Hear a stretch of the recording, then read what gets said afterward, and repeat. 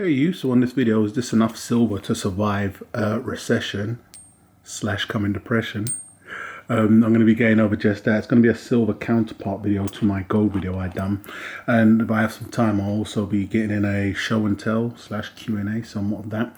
So if you like what you hear slash see and you haven't done so already, please do go ahead and subscribe. So I'm not going to be focusing on the exact amount here. I'll give the exact amount or how much I believe you'll need to survive the coming recession slash depression at the end of this. But let me know down below in the comments how many ounces of silver you believe it's going to take to survive. A lot of the same factors I put in the last video. You know, we don't know how severe it's going to be. We don't know the length. We don't know, you know, will you be pricing your metals in pounds or dollars when the time comes, or is it going to be blood, sweat and tears, what it's going to equate to them? But let me know down below how much silver you believe. So I'll say this, you know, people may not believe, but I am a silver stacker, as we can all see, you know, but I've been a silver stacker, I would say, at 3 different stages, and I'll break those stages down now. So, because I know a lot of people think, oh, you know, Shadow's falling off or his knees are wobbling, he's out, guys. It's more for us, the weak are falling. But I'll give the stages of a silver stacker that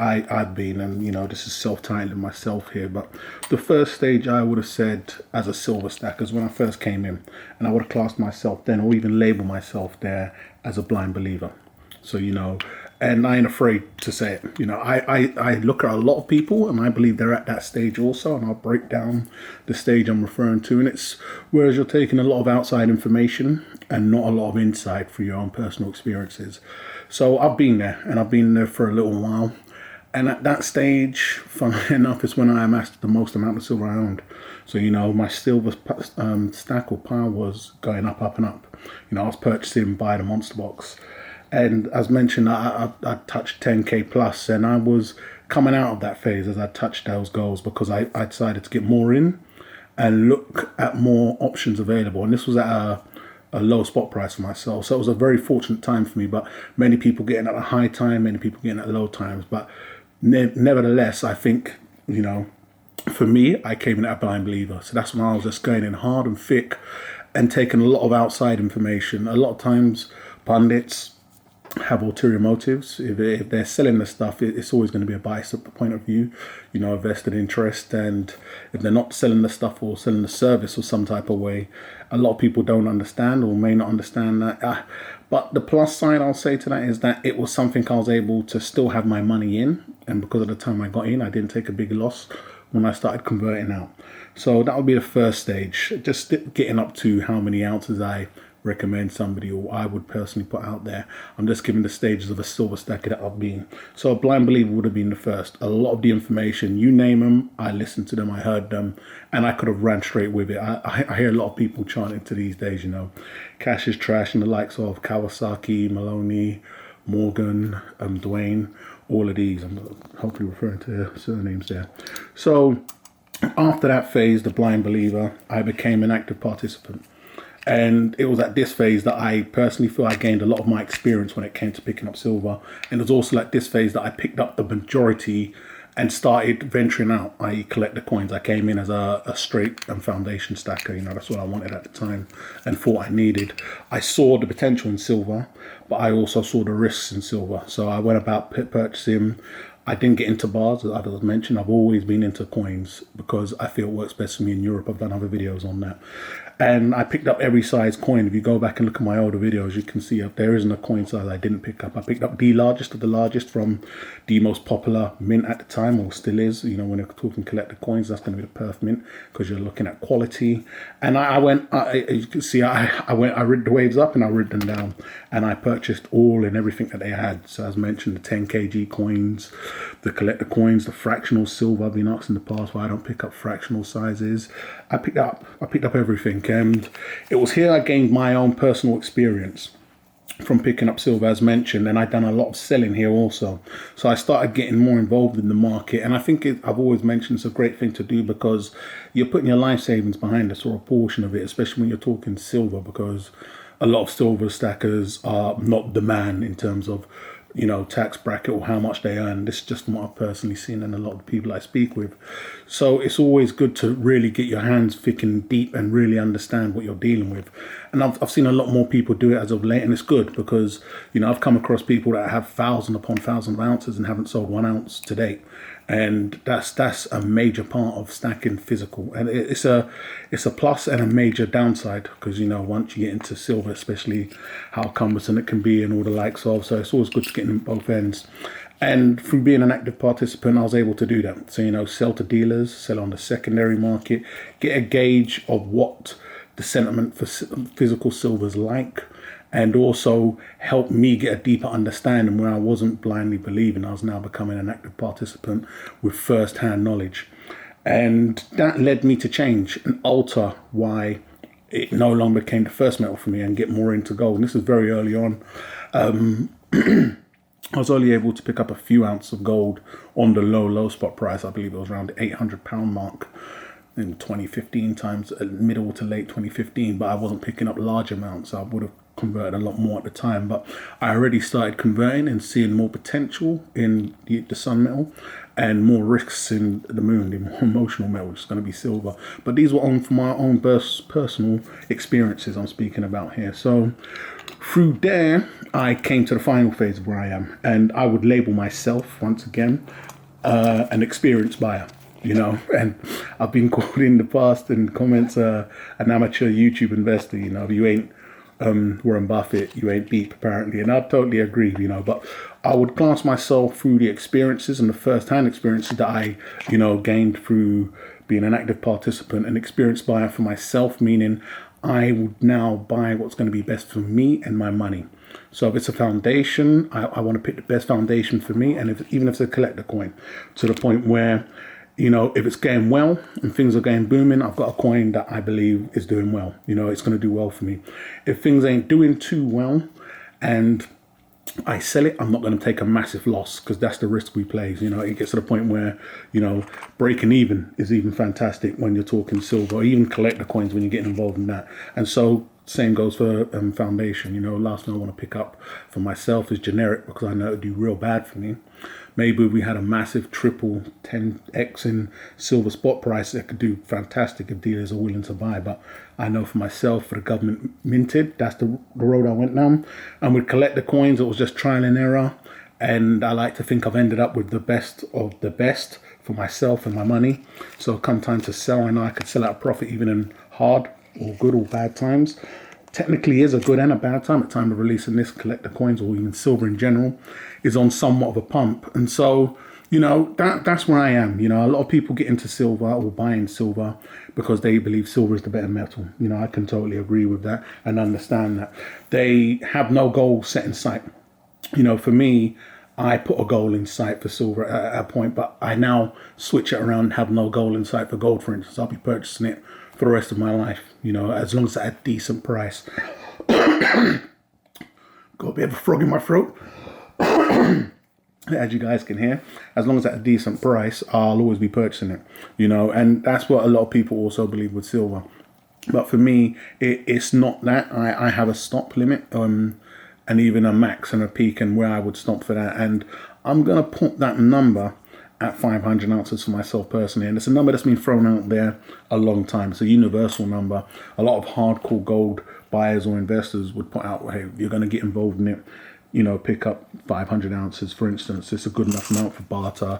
A lot of times it's brought up in that factor. But I think for 500 ounces, putting 500 ounces out there, if you are a heavy believer in silver and you believe in some of the things, I'll put some of the things out there. If you believe silver is going to be better than gold, personally, right here, right now, I don't believe that's the case, but if you did believe that, then, if you had, for instance, 500 ounces silver and it ever does go on to do better than gold at where current spot price is now gold, you're going to be the man on the cheap.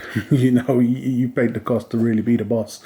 So 500 ounces in that respect is going to be fantastic.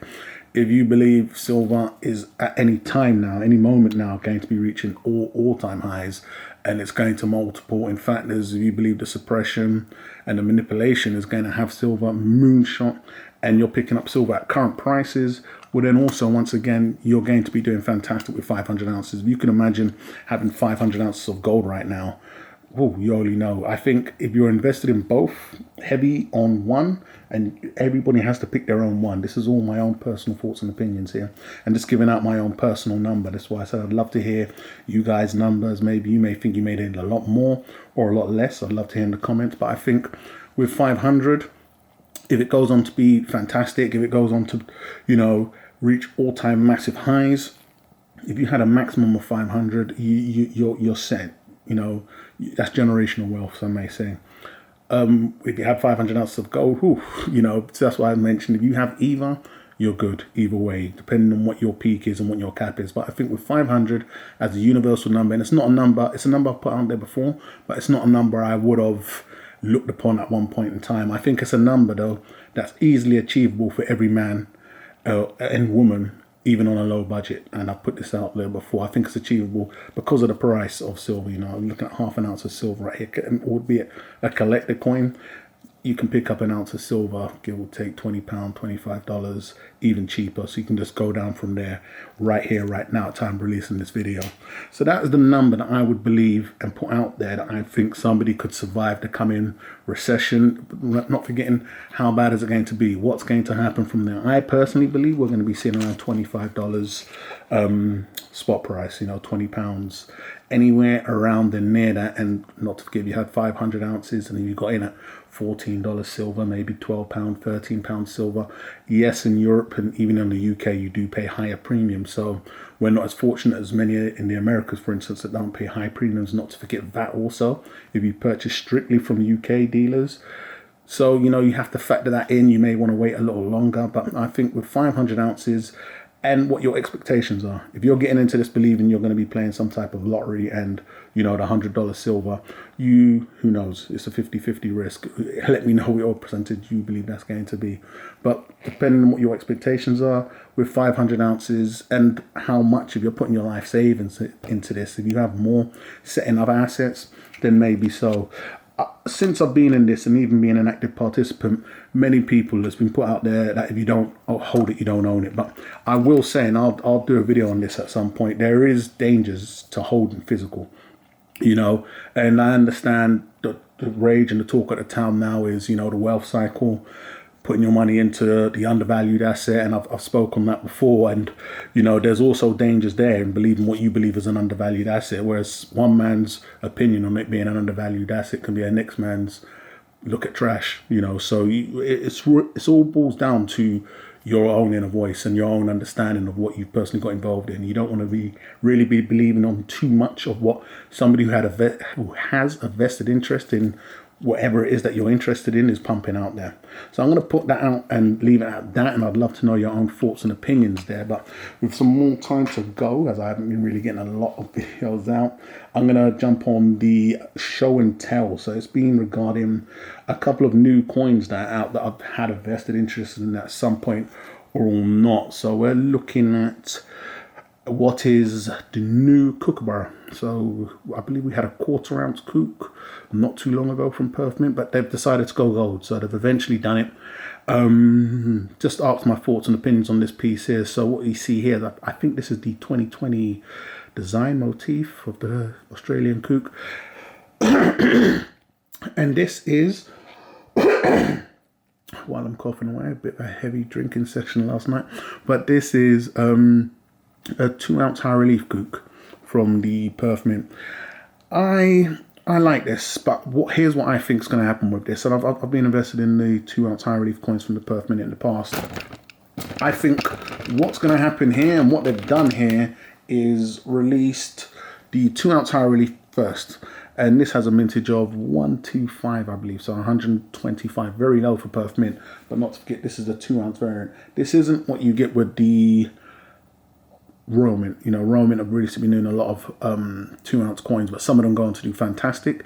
They have a pedigree and a history of doing fantastic on the secondary market instantly. This is why I'm not too active on the collector coin market at the moment. This is priced, I believe, at $6,000. You can pick this up from. I'll let you know some dealers as it comes along. And around £4,900. So yes, £4,900 sterling, $6,000.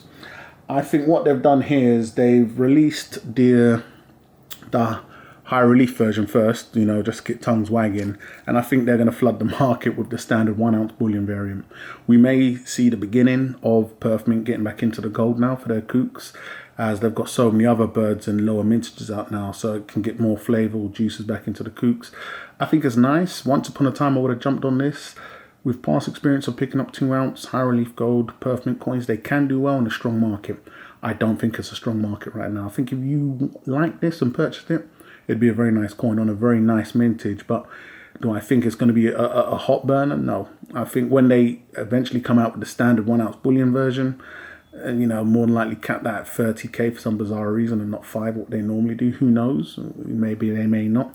I think that would be the better buy, as it's the first 1 ounce gold kook mirroring their silver bullion range. I know they've done the fractional gold range that I have, but I don't think they've done it on the older coins. So, you know, it would have been better if they, you know, went back and started from the 2000 or 1992, I believe, and went up or done some of the more favorable designs, 2008 likes of. But it may be the start of something. But, you know, they've done the fractional to get a lot of people in. They charge a bit of a premium for that, and it was standard bullion.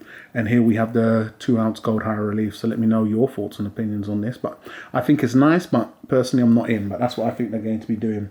And the next one is also going to be, there's a presentation packaging you get with that. It's going to be another coin that I've been involved in the past and spoke very highly of. So this is the Rwandan Mayflower. So this is the new release ship off of them. I like it. Will I be adding it to the ones that I currently have? I was asked how many in the range. A long time ago I was told there was going to be 4, but I don't know. And the reason why I'm questioning that now is because of what I'm going to be showing you next. So with this, a standard, they have the 100 gold, as we can see here, the 1000 proof and the unlimited BU, same design. Now in the past I've always praised these guys for sticking to the 111 and not getting too fruity and remixing with the variants and sizes, but you know, it never lasts for long. So what these guys decided to do now is they brought out, oh no, if I can find it, they brought out an antique version. I don't believe I have the image here, but it's a high relief version of the coin. Let me see if I can get it up while we're babbling away here. Yeah, so they brought out a 1 ounce variant and a 3 ounce variant of the coin.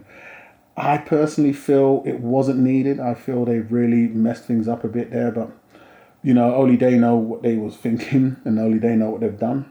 So as mentioned, there's not a lot you can do there, but I think, I don't believe I have the image here, so I can't show it. But what they've done is, let me just get that down. I don't think I have the image. I'll just show the standard gold. What they have is a high relief version. So they have a 1 ounce antique high relief coin. I think that's on a mintage of 1000. And then they have a 3 ounce high relief antique coin. Same image, just high relief silver antique. I believe that's a 500 mintage. I think what they've done there is they just looked either slow sales, which isn't going to be a problem for them really because the numbers weren't all that, or they're just taking a leaf out of all the other mints and just, you know, piling on. Is it a bad thing? I don't think it was needed. You know, sometimes the actions that these mints take help me make my action, you know, or help me towards my reaction for the exit. So will I get into these? I think we'll see whether prices stabilize or come down a little. But it is good to see that some mints are still releasing coins. At one point I thought we was going to be seeing no new releases this year because, you know, it was going to be bone dry. So that's not looking to be the case. So we may very well be seeing the Queen's Beast and other coins dropping this year because the tap still seems to be on. But that's what I think of these coins. Let me know what you think about these. Do you like the 1 ounce high relief and the 3 ounce high relief option that they've added to the lineup? And with that, they've clearly stated that it's the first, you know, in that series. So it's the first from the beginning. So I believe it's not going to be 4 coins in the series, what I'm getting at. I've been told it may be 6, but I can't see them adding 2 new coins to the roster and then just going on for 2 more stages. Absolutely tongue twisted here. But guys, I'm going to wrap this one up. It's been a little while, but things have changed in the UK. So, you know, in terms of work and what people can and can't do. So hopefully I'll be able to get a lot more videos out in the coming days and weeks. I hope everyone is doing well. And you, your family, and your loved ones are all doing well. So I'm going to wrap this one up, guys. But let me know your thoughts and opinions down below in the comments. Once again, please do go ahead and subscribe if you haven't done so already. And I'll catch you guys on the rebound.